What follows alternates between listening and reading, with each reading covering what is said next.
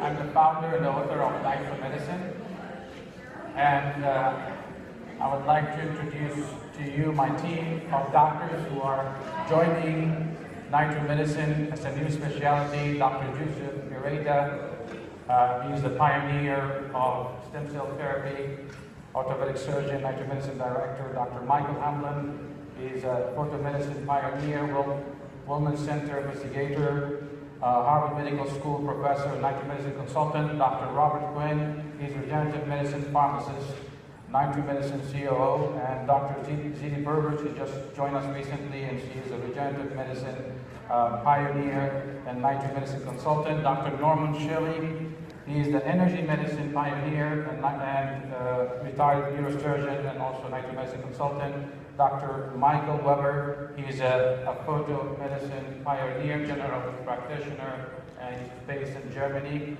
And we do a lot of work in Germany in his clinic, and he's also a Nitro Medicine consultant.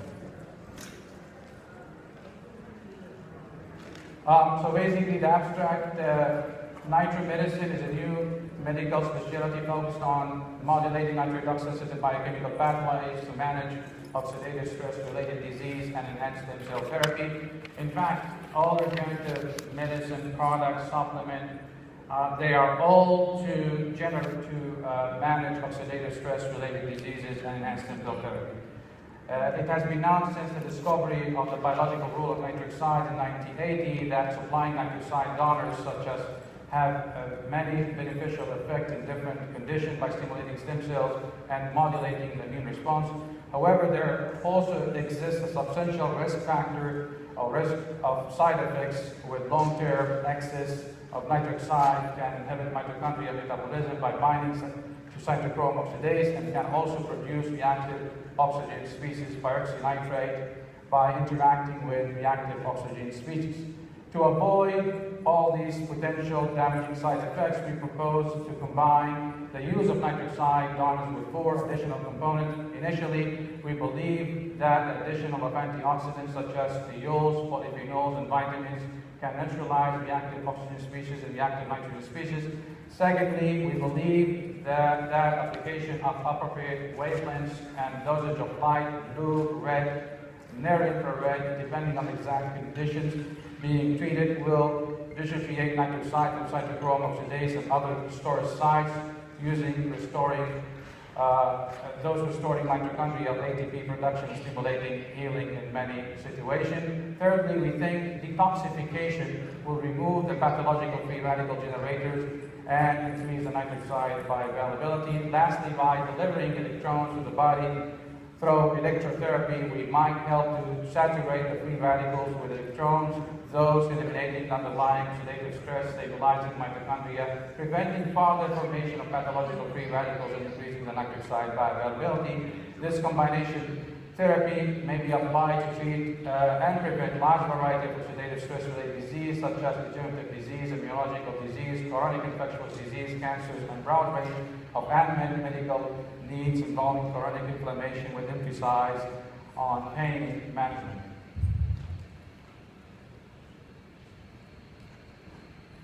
So, Nitro Medicine represents a new era of medicine. By modulating of nitroredox-sensitive biochemical pathway, we can enhance stem cell therapy, we can manage and prevent oxidative stress-related diseases such as degenerative diseases, immunological disease, chronic infectious disease, cancer, plus a broad range of unmet medical needs involving chronic inflammation with emphasis on pain management. And I divide those nitroredox modulators into 3 categories here: nitroredox biological modulators, which are stem cells and plasma-rich platelets, which are very rich with nitroredox chemical modulators such as phenol, nitric oxides, growth factors, cytokines, and redox enzymes.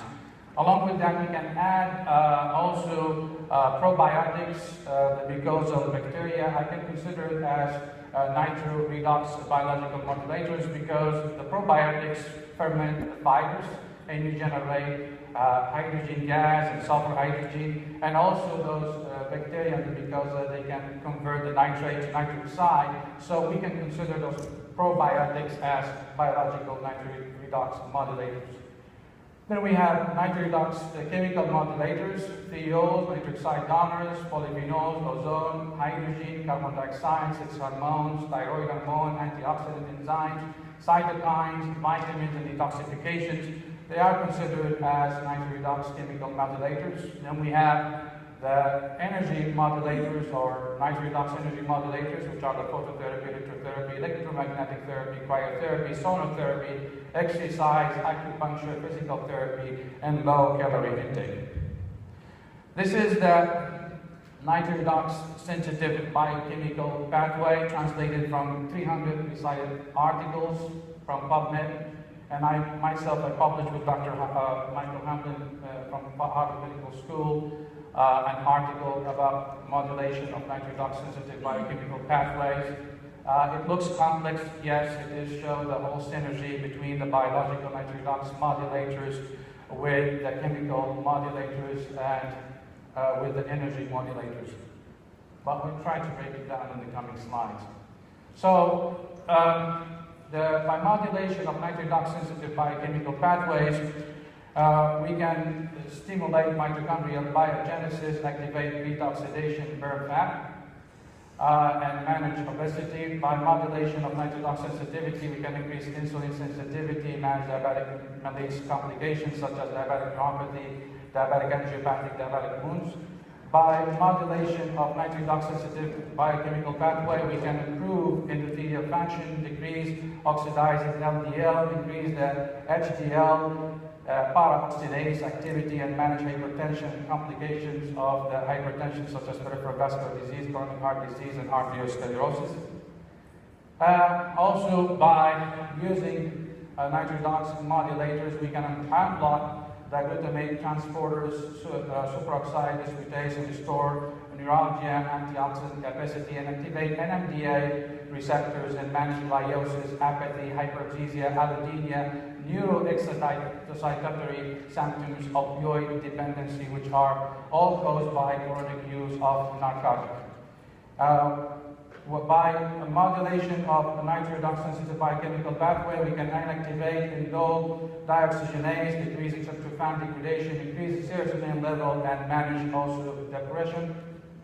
By using photodynamic therapy as a nitroredox modulator, we can increase the free radicals, increase the redox potential level, shift the Th2 to Th1, and induce apoptosis, cytotoxic immune destruction of cancer cells and pathogens.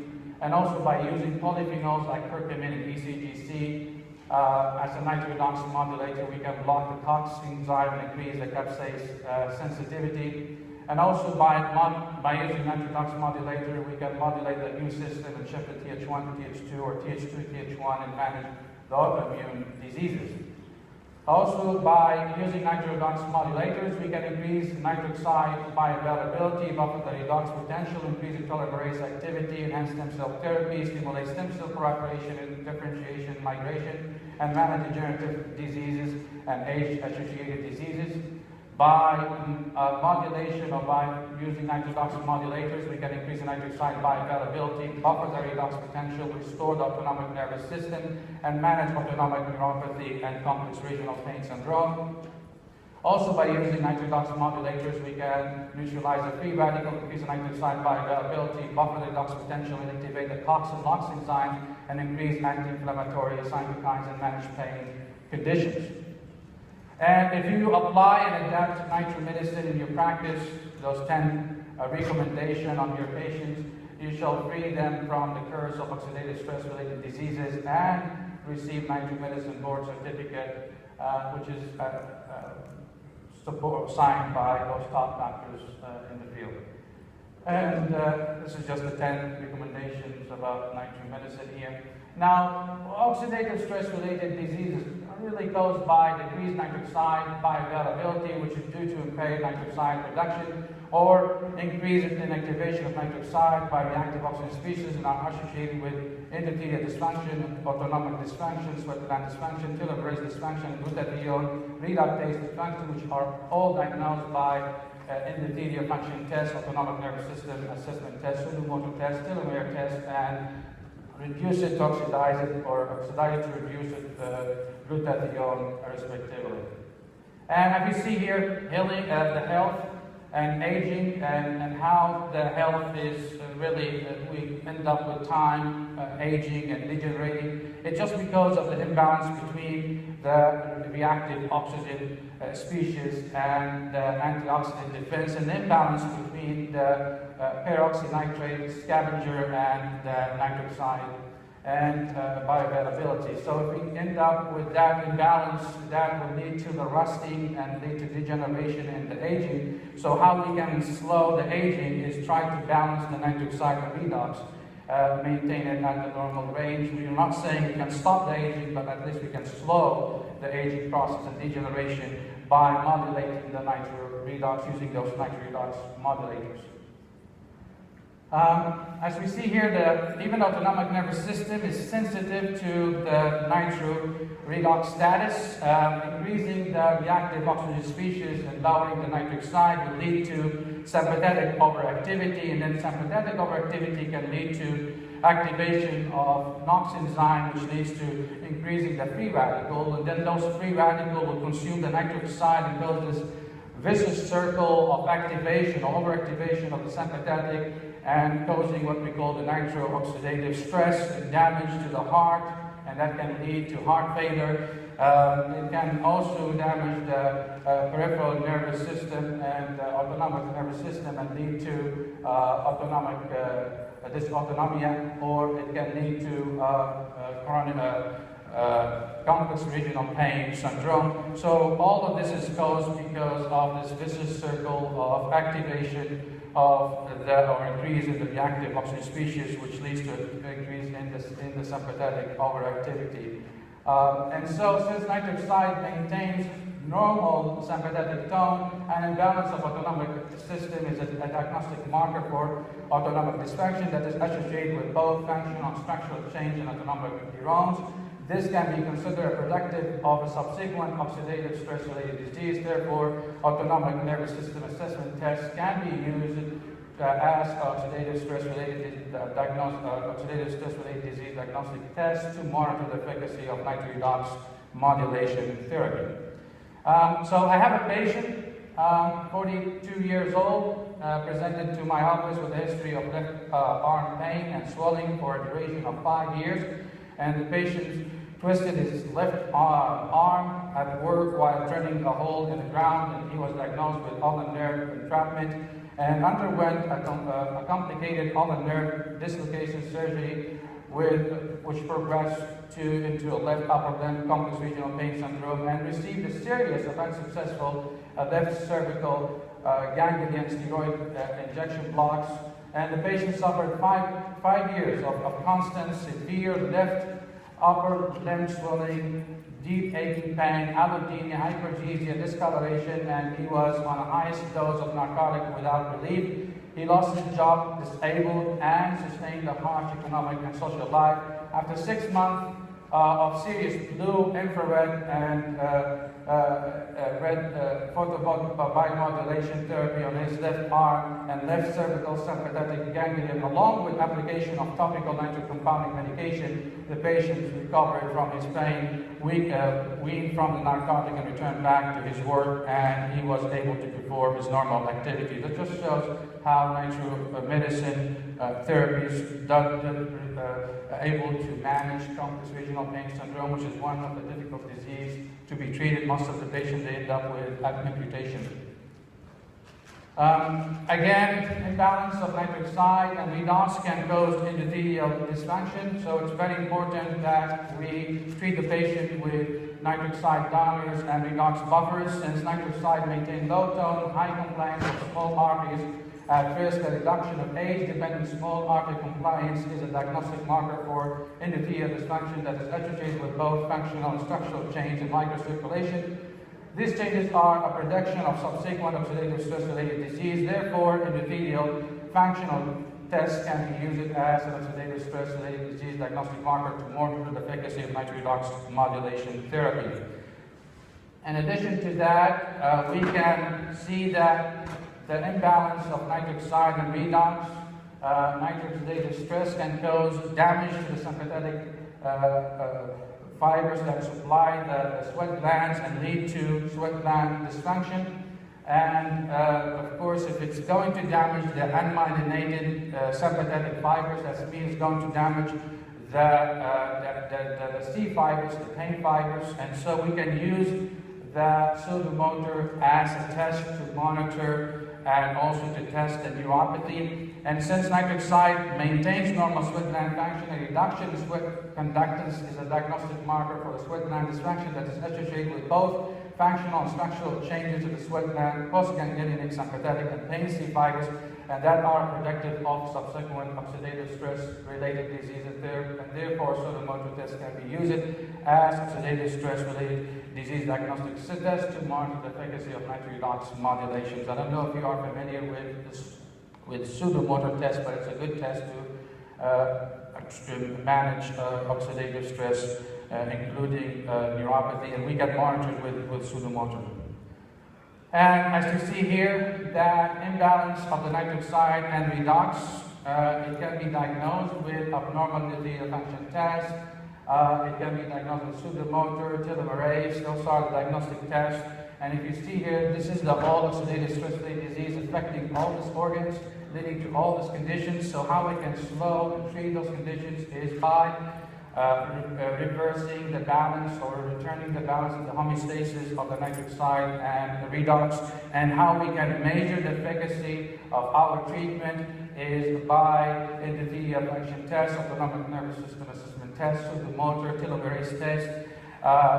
Also, we can measure directly the redox potential. There's a company who can measure the redox potential of the blood. And I want to emphasize that redox potential is as important as the hydrogen potential, which is pH. We know in the mainstream that the pH regulates all of our body activities and biochemistry. Redox potential also regulates most of our body activity. As you see, it's regulating the autonomic nervous system. It regulates our mood.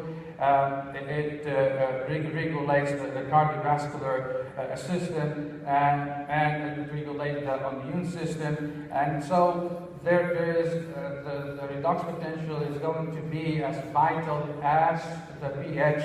And it's very important that we recognize it and we translate it into the mainstream. And I think in the future that's what's going to happen. So what's the difference between redox potential and the pH? The pH is the affinity of the substrate to the hydrogen, to the proton, while the redox potential is the affinity of the substance to the electrons. And so I think in the future we will see that redox potential will become one of the vital parameters that we're going to measure in the future.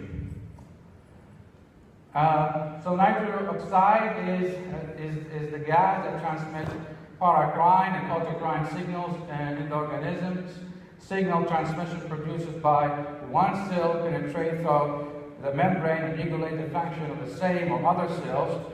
The nitric oxide transforms it to the endocrine signal nitrate and then regulate the function of the distant cells. So nitric oxide is paracrine, and also it is an autocrine, and it is an endocrine. And how it's endocrine, nitric oxide will become nitrates, and nitrates will be carried to the blood, to the distance area where the effect is going to happen, and the nitrate will be converted to the nitric oxide and produce its effect. So nitric oxide is autocrine, paracrine, and it's also endocrine, and it's also so here nitric oxide. It's also aerocrine. What's the meaning of aerocrine? The nitric oxide can be produced by the sinus of the nasal. The nasal mucosa is full of nitric oxide synthase, and they will produce it in our nasal cavity, and then by inhalation it gets into the lung. So that is called autocrine effect, where the air is carrying the nitric oxide from the site of the production to the site of the effect, which is the lung, causing the vasodilation, improving the match between the aeration and the vascularization, which we call the QV match. The discoveries of nitric oxide as a signal molecule are awarded with 1998 Nobel Prize at Karolinska Institute. Dr. Robert, a pharmacologist in New York, he concluded that the blood vessels are dilated because the endothelial cells produce endothelial relaxing factor. Dr. Fred, a pharmacologist in Houston, he discovered in 1977 that nitroglycerin releases nitric oxide, which relaxes smooth muscles. And Dr. Lewis Ignatius, a pharmacologist in Los Angeles, he concluded that in 1986 that endothelial growth factor or endothelial factor was indeed nitric oxide. So now the nitric oxide is known to be now as an immune and neuromodulator, as well as a stimulator of stem cell proliferation. It plays a critical role in anesthesia, vasodilation, and angiogenesis for cyclic GMP pathway. It also has anti-cancer, antimicrobial activities, reacting with reactive oxygen species and generating cytotoxic paired oxynitrate.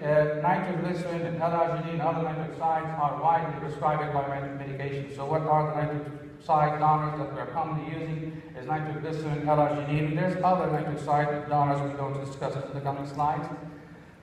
So nitric oxide releasing compound is a promising pharmaceutical agent that has immune modulator, vasodilator, antioxidant, stem cell stimulator, angiogenetic, antithrombotic, anti-inflammatory, antimicrobial, anti-cancer, neuroimmune modulator, anesthetic effect. This wide range role of nitric oxide leads to development of great number of synthetic nitric oxide compound with a broad range of therapeutic uses. The mechanism of action of nitric oxide-relating drug is slow release of nitric oxide leads to subtle change in the pharmacodynamic of the parent drugs. For example, compared with non-steroid anti-inflammatory drugs, nitric oxide, non-donating non-steroid anti-inflammatory drugs can markedly damage the gastrointestinal toxicity and improve anti-inflammatory and anti-nociceptive effects. So, hybriding nitric oxide with the drug definitely will increase its efficacy and it minimizes side effects.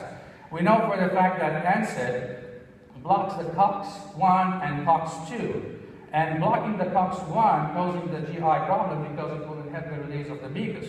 So if we are able to hydrate it with nitric oxide, we will be able to inhibit the COX-1, and so we can get the best of the NSAID, which is inhibition of COX-2, and gives you that anti-inflammatory effect without causing problem with the secretion of the mucus. The same thing with nitroacetaminophen, nitric oxide-relating acetaminophen. I think they are better than the acetaminophen by itself. Why? Because nitric oxide will work as an antioxidant. As we know, that acetaminophen metabolizes in the liver and produce what we call the free radicals.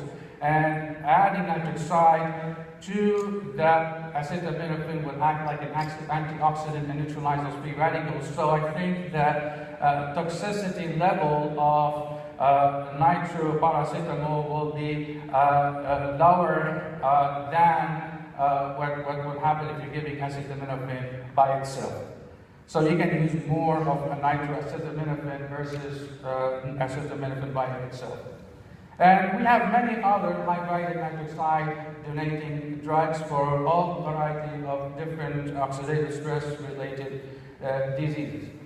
So what is the problem with nitric oxide or using nitric oxide for long term? Is generation of reactive oxygen species, which will inhibit the mitochondrial respiratory chain, resulting in decreasing ATP production and susceptibility of the cell to death. It also leads to reversible binding of nitric oxide to mitochondrial cytokine, oxidase, and possibly sensitizing the tissue to hypoxia. So there's a side effects out of chronic use of nitric oxide. And this peroxynitrate irreversibly inhibit the mitochondrial respiration at multiple sites and cause an increase in the permeability transition and also induction of the cell apoptosis. That's why when we are using nitroglycerin, it's good to use it for angina, to treat the angina in acute condition. But when it comes into chronic use of nitroglycerin for angina, I don't recommend it a lot because what will happen with chronic use, those nitric oxide will react with reactive oxygen species, generate peroxynitrate, which causes damage to the heart.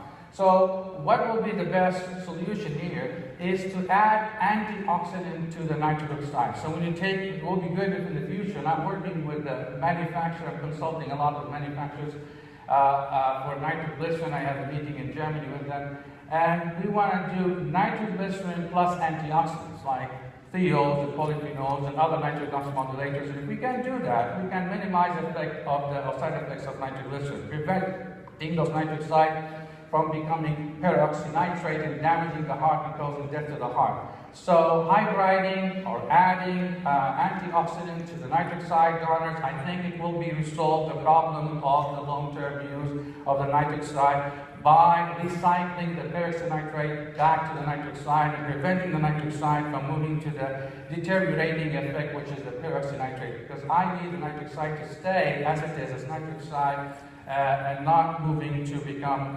peroxynitrate. So the solution here is combining nitric oxide donors with antioxidants to neutralize the deterioration effect of reactive oxygen species and reactive nitrogen species, maintaining the nitric oxide bioavailability. The other answer or solution is detoxification to remove the pathological free radical generators. So I know everybody is doing some sort of chelation therapy, and that's good because you'll be removing the free radical generators and you lower the reactive oxygen species, will lead to increase the nitric oxide bioavailability. Low-level laser therapy also is good because it will dissociate nitric oxide from cytochrome oxidase, from the hemoglobin, from the myoglobin, will buffer the redox status. It will neutralize the deteriorating effect of reactive oxygen species, reactive nitrogen species, maintaining the nitric oxide bioavailability. Also, electrotherapy. Electrotherapy, known before as it just relieve the pain by hyperpolarizing the pain fibers. That's the only thing that we know in the mainstream. But the fact is that electrotherapy is more than that. It delivers electrons to the body, which may help to saturate the free radicals with electrons, also eliminating the underlying oxidative stress, stabilizing the mitochondria, preventing further formation of pathological free radicals, and increasing the nitric oxide bioavailability. And so how eventually the nitric oxide will work, it will activate the guanate cyclase, increase the cyclic guanate monophosphate level, which will modulate the immune system, increase the blood flow, and stimulate the stem cell proliferation, differentiation, and migration.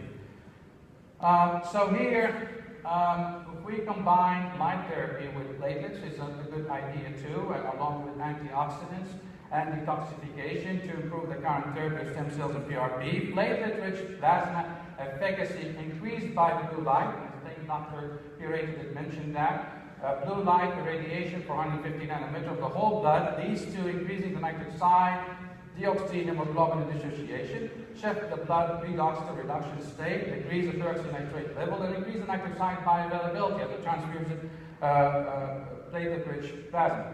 And also, light therapy, along with PRP, and nitric oxide donor, and electrotherapy, and detoxification, and antioxidants, all together will definitely help to increase the efficacy of the stem cell therapy.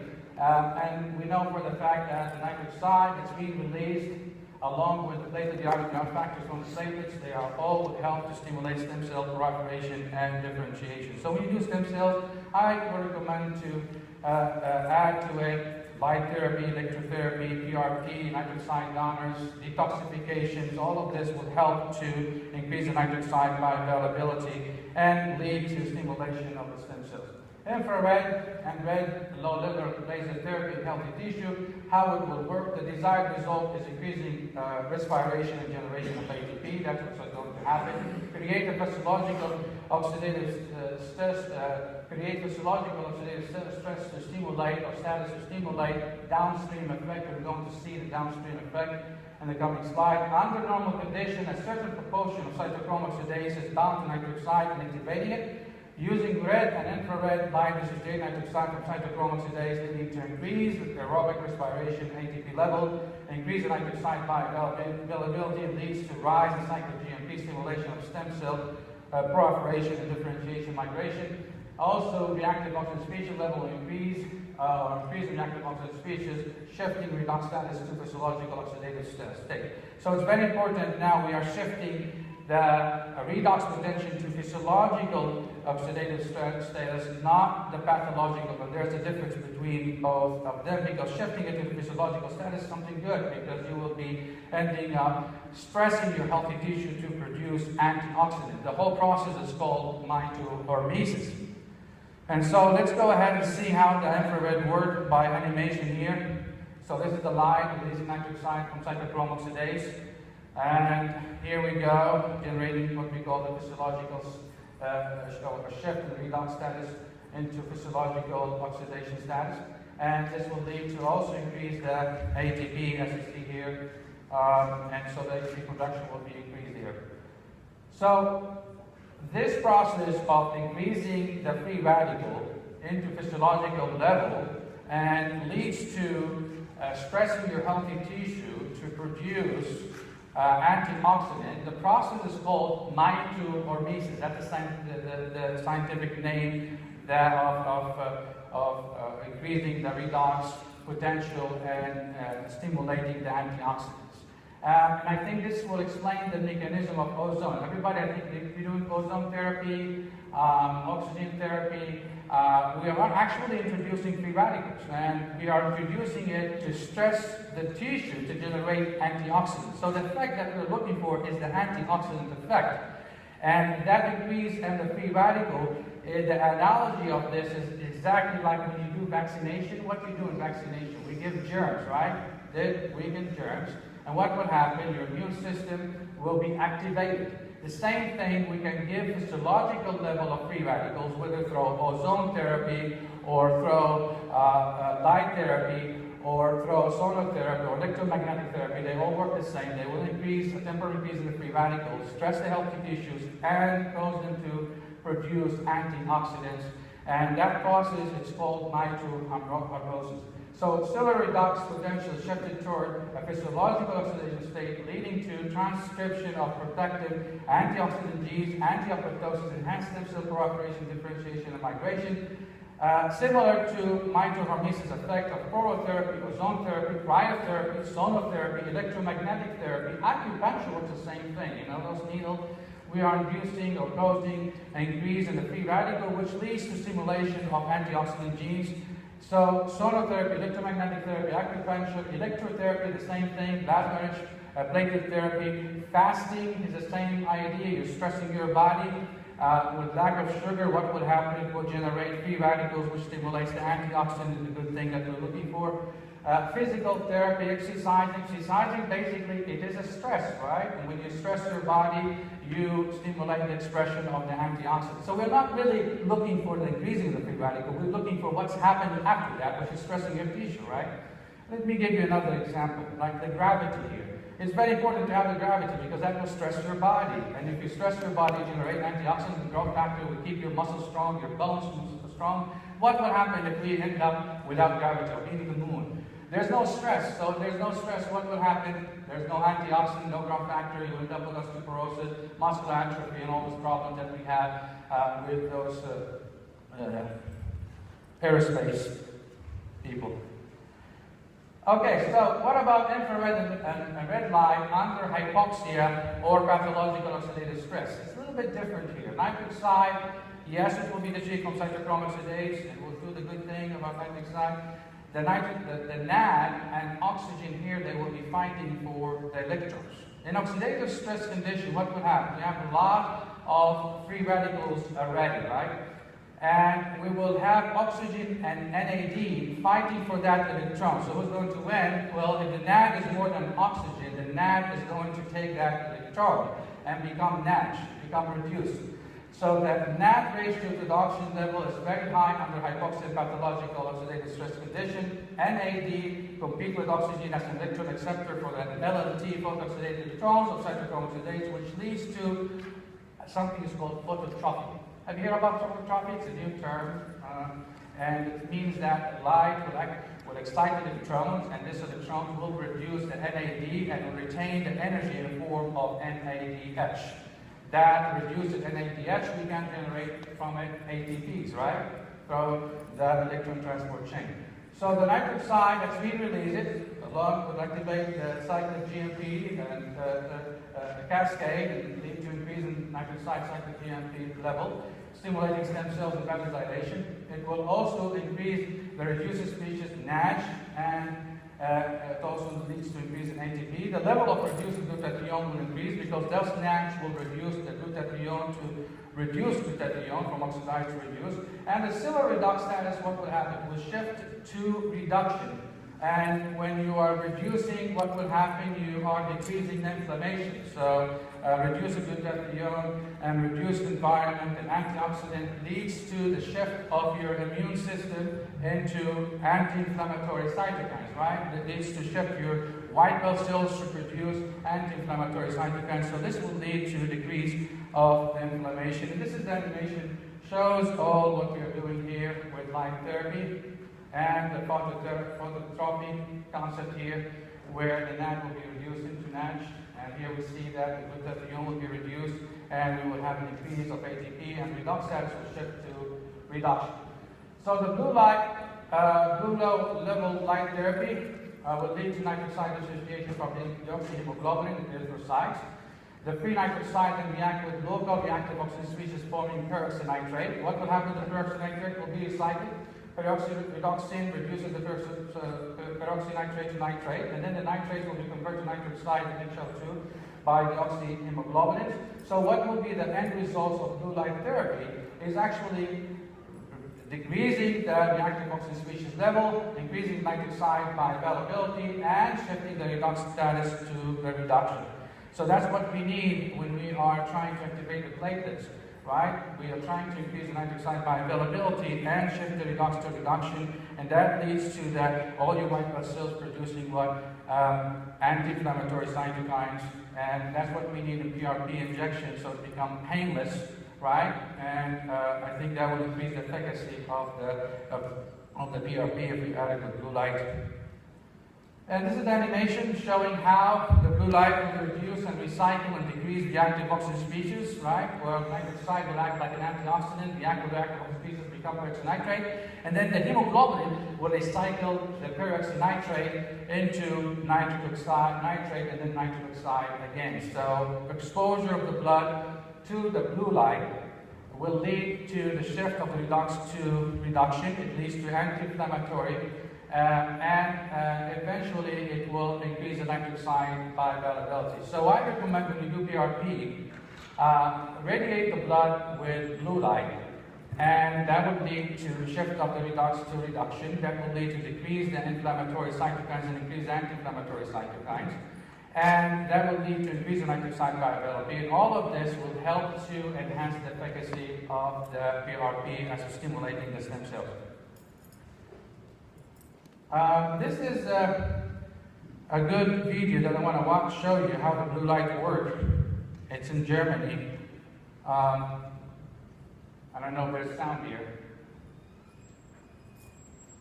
but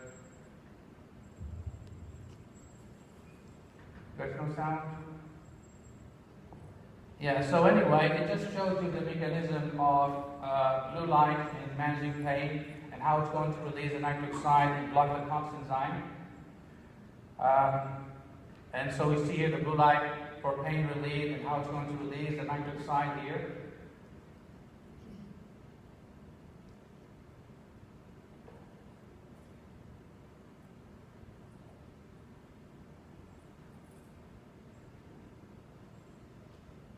And so the blue light here also will release the body nitric oxide molecule from the hemoglobin, as you see here. And nitric oxide is formed in the skin, transported in various ways to the muscles. And then you will see the nitric oxide is blocking the COX enzyme. And definitely that would help the pain condition.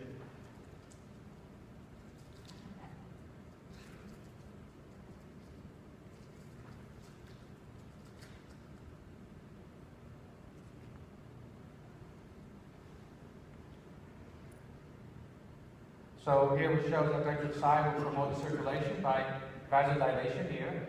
It increases oxygen and nutrient supply doing that. And also it will relax the muscle. Nitric oxide is muscle relaxing too. And it will inhibit eventually the COX enzyme, and it will have the anti-inflammatory effect. So that's the mechanism with animation, just to show how it works. This is just the whole summary of how the light therapy works. It's a lot of changes here, but anyway, let's talk about electrotrophy of the microcurrent therapy. Delivering electrons to the body through electrotherapy may help to saturate the free radicals, also help to saturate the NAD and become NAD.